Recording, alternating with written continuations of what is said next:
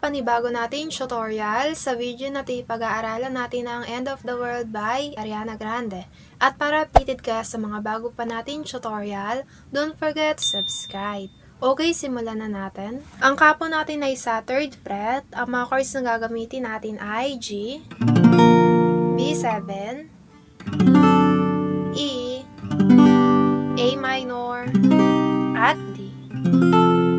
Pagdating sa G, first string at second string ay 3rd fret, 5th string ay 2nd fret, and 6th string ay 3rd fret.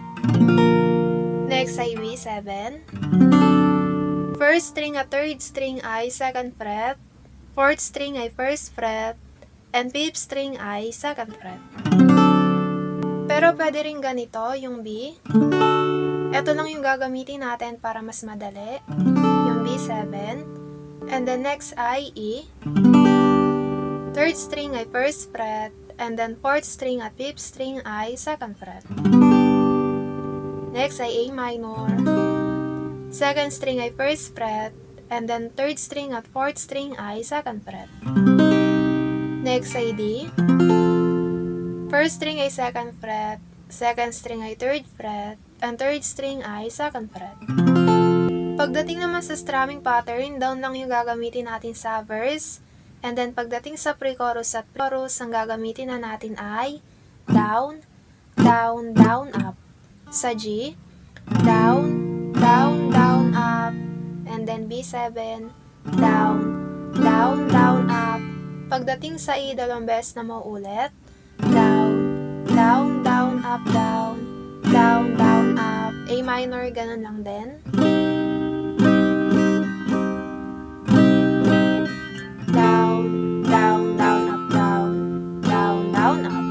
Pagsamahin natin.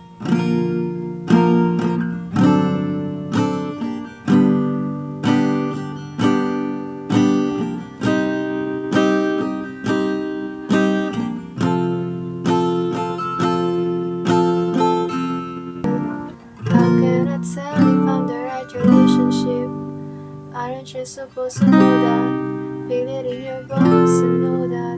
I don't know that I had this interaction I've been thinking about for like 5 weeks. Wonder if he's thinking about it too and smiling. Wonder if he knows. Wonder if he's judging me like I am right now. I don't care.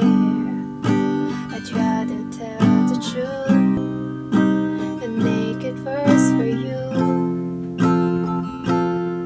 If the sun refused to shine, baby, would I still be your lover? Would you want me there if the moon looked like tonight?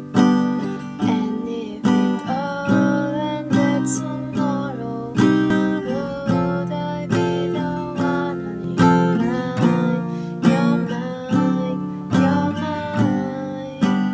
And if it all ended tomorrow, would you be the one on mine? At dito na po nagtatapos ang ating tutorial. Sana po ay may natutunan kayo, at kung nahihirapan naman po kayo ay practice lang at makukuha nyo rin yan. Abangan nyo na lang ulit ang susunod nating tutorial.